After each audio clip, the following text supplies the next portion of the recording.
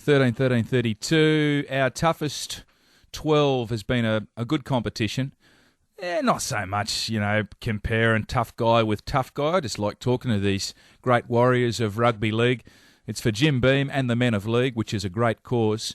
And our tough guy tonight, well, he's a good, decent, down-to-earth bloke, and it's always good to have a chat with him, no matter what the occasion. Tommy Raudonikis. G'day, mate. Hello, Rupert. How you going? Not too bad, Tommy. Good on you. It was a tough game. In your day, there was certainly nowhere to run and nowhere to hide, was there? No, there certainly wasn't, and I still think today, that they're tough boys running around today too, but Yeah. But I think in the game today, I'll call them the weaker bloke can hide a little bit. Nowadays, you couldn't hide, mate.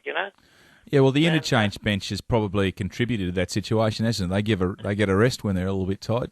Yeah, it does, but that's part of the game now. We can't change that. I dislike it. I think there's too many, but anyway, that's not going to change, and they'll probably even get more later on. But anyway, that's the way it is, Rupert. Not much we can do about it. No, that's right. We roll on and we keep moving forward. Tommy, can you remember your first game at the top level in New South Wales? Yeah, I can. Actually, I came up from the Air Force. I was an apprentice in the Air Force, and I came up from Wagga halfway through 1969. I played my first reserve grade. I went straight to reserve grade, played against South Sydney, and they walloped us about 35-5 or something, Yeah. And I said, what am I doing here? We played against Parramatta the next game, Yeah. and you wouldn't believe it, we won the game, Yeah. and I was playing 5'8". I was 5'8" halfback, and then you wouldn't believe it, the week after only 2 reserve grade games, I got picked to play in first grade against the mighty St. George. The Dragons. Yeah, and there was Johnny Raper, all my heroes. I loved St. George. Billy Smith, I thought was the greatest player, and all those guys. Langlands, Johnny King, Elton, or Johnny Wittenberg. Yeah. Fantastic. Norm Proven. Yeah, there's some great... Yeah. Well, some great Dragons players and Reg Gassing. I mean, it was just a great rugby league side with a great tradition and very successful back then, Tommy. Yeah, it was too, mate. And actually, I walked off the field, and I think they just beat us by a couple of points too, And I stayed in the first grade side for another 11 years. You're a pretty good-looking fella back then, Tommy, with the long blonde locks and the bronze complexion. Did you get singled out for extra attention from some of the tough men of the game back then? Yeah, I certainly did. But in '69, I was in the Air Force, so I had short hair before I had the long hair. Yeah. And actually, Rupert, what happened was, before I went to play against St. George that night, or that week, and Noel Kelly came up to me and said, Tommy, you're in first grade. And I called him Mr. Kelly. Yeah. Because I only had 2 reserve grade games, so I didn't really know him. So I said, Mr. Kelly, I don't know whether I'm up to this. He said, son, the way you play the game, you have a look at my head, and you look at your head in about 15 years' time, it'll be just the same. And he was quite true, you know what I mean? so I just went out there through caution to the wind and give it my best, and that's the way I played the game, you know? Tommy, when you were a man of more experience, did any young up-and-comers approach you and call you Mr. Raudonikis? No, they didn't, but there was a few of them that I snotted, like Steve Mortimer was one. Terry Lamb, we spoke with him last week. Terry Lamb, that's right, yeah, and he was, and he said, which was true. He's told me while we're having a beer, he said, "Tom, you're my hero," and then you put one on my chin, But you just like Billy Smith did to me one day. We played the St. George. This was later after my first game against them, and I fed the ball, and it came out, and I dived on it, and Billy Smith sort of put the boot into my head, but it wasn't a hard kick. It wasn't meant, He meant it, but it wasn't hard. And I said to him after the game, having a beer with him, as we did in them days, and I said, Billy, why did you do that to me? Why did you kick me in the head? He said, Tom, just to let you know that I'm still around. Just a reminder. Just a reminder to let you know that I'm still around, The respect was there. It was, like in '69 too, and in the same year I went down there. But, you talk about getting smashed, and Louis Newman got me.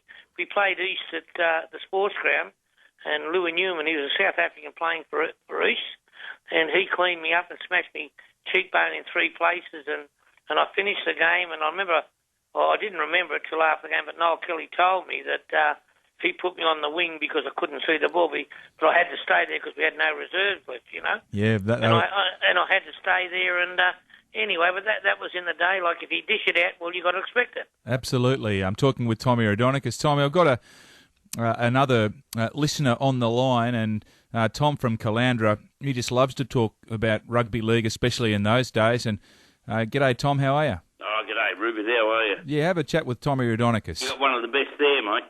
How are you, Tom? All right? I'm good, Tom. Good on you, mate. Yeah, mate. I played for Australia for 11 years in New South Wales, but I don't think I was the best. But I certainly was the toughest halfback of them all, you know. And You were, mate. I can Don't say worry about that. And I broke a lot of rules, but anyway, that's the way it goes. I The just Sunday love paper, I don't know if you saw it in the Sunday Telegraph. Yeah. It had Norm Provan, and it had a quote from him. You don't have to be famous in rugby league. You have to be respected. Yeah, geez, Tom, I tell you what, mate, you're respected. Tom, that is the greatest thing somebody said to me, and that word that you are right, is being respected. Like, Tom, the good thing about me is, like I said, I wasn't the greatest, but I can walk down the street, and Rupert knows this too. We go to the races. Yeah. I run in Rupert at the races. Every punter will say, "How you going, Tom?" And I'll sit down and have a beer with them. And I think, Tom, you've hit the nail right in the head there, buddy. You had one of the best coaches I've ever known, Noel Kelly. Noel Kelly, great mate of mine. Mate, and he would turn around to you and say, "You're not training real good. I'm going to see you around the back of the grandstand tonight." Oh, no doubt. He would go, and you would have to go around, and he would make you, you know. Oh, mate, you're bringing tears to my eyes, mate. You know Tony Ford? No, I mean Tony Ford. Yeah, well, actually, played cricket with Tony Ford in Sydney. did you, mate? And one of the best fullbacks you ever seen. Yes. You know that he kicked a goal 20, or I would not exaggerate, right? Yep. I reckon at least 10 yards back from halfway on the sideline, he put it over the black dot. That's it. And Tom, you followed him. Yep. Couldn't he play? And Dennis Pittard. When Dennis Pittard, yeah, but he when I went down there in '69, he was playing for Southstop. Yeah, I know that. Yep. And He was a great West. He was a great West man, but he went to the money with the mighty the Rabbitohs with Ronnie Coote and everyone. Yeah, they were great players. Oh, you blokes. Lidcombe Oval, mate. I used to love to go and see North Sydney play West at Lidcombe Oval. Freddie Griffiths, Johnny Cubis. Jesus, mate, Tom. I loved it, mate. You're going back through the time tunnel, mate. Lovely. Yeah. I love rugby league. Tom, can I quickly say something, mate? Because you're what rugby league's about, and Rupert, you must agree with that. You know, I've been doing a little bit of charity work with Arthur Beetson, and we ended up at a place on Saturday called Stroud. You been there, Rupert? Whereabouts? Stroud. Whereabouts is that? It must be out in the bush, is it? Yeah, but it's just not far from Newcastle. No, I've never been there. Mate, there's 500 people in the town. We went to their local game on the Saturday, right? The whole town was there, I reckon, seriously, and it was what rugby league used to be about. You know, mate, and mate, you asked Beecher, and mate, it was the greatest afternoon we've spent for a long, long time. Oh. And that night, out of 500 people in the town, 160 turned up for the fundraiser. So. That is what it's all about, Tommy. I mean, you know, you've hit the nail on the head. There's so many little towns out there that just love their footy. I got married in a place called Augathella, you know, and I've heard of Augathella. The Augathella meat ants, you know, they just brush off the bruises and the blood and the sweat and go around every week. I mean, there's only 200 in town there, but they still love their footy. One pub town, and they'll tell a few lies and have a few blues, but respect is the word. Geez, that's the word, Tom, and you've hit it right in the head, you know. The one, mate. But Tom, what worries me, and Beeson, like he does the thing for Eastern Suburbs, the recruitment officer. Yep. And he's very concerned, and that's what will give him a lot of heart going to that little town of Stroud, because he's seen where league has really died, and they've been the sort of the roots of country rugby league, and one's Tamworth and up that way. League's dying. Yeah. And you know whose fault that is, Rupert? And they reckon they're doing something. They're not. They're fibbers, mate. The NRL, all they're worried about is the dollars, and they don't give two hoots about what goes on in the country, and I really mean that. Well, they've got to look at that, and they've got to look at it seriously. They will deny it. I'm telling you, they will deny it. And who's getting stronger in all these areas? Like Darwin used to be a stronghold of rugby league, remember?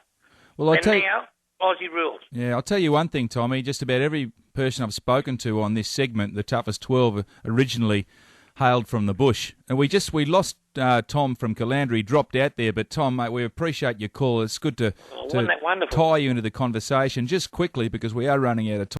We've got Jim from the Sunshine Coast who wants to have a word as well. G'day, Jim. How you going, Rabbit? Yeah, good, thanks. Tommy's there as well. How you going, Jimmy? Good, mate. I don't know whether you remember this because it's a fair while ago, but in 1983 I had a service station over in Woodridge. Right, go on. And you'd just come up here and I asked you to do a bit of help me with a promotion there to meet some of the local kids. Mm. You came along and did it, and it all went up with a big bang. And oh, geez, eh? Yeah, and I always... Yeah, I remember. Yeah, Jimmy, that's... Oh, good on you, mate. And I said to you at the time, I said, Tom, I'll give you some money for it. And you said, no, mate, just seeing the pleasure on the kids' faces is enough reward for me. And I've always respected you since that time, and I always listen to your tips. I don't back them, but... hey, Jimmy, I'll tell you what, Rupert and Jimmy and Tom... Yeah. That's what rugby league's all about. To hear you blokes talk to me like that, I'm very proud. Well, you should be, mate. You should be. And, it's only been, the last 7 or 8 minutes that we've been having a chat, but a lot of what we've been talking about is what's good about the game. And, Mr. Adonicus, you bring that to the table. I appreciate your time this evening. It's always good to have a chat. Jim, thanks very much for your call and paying tribute to Tommy for an act of kindness in the past. And, Tommy, you keep doing what you're doing, mate. Thanks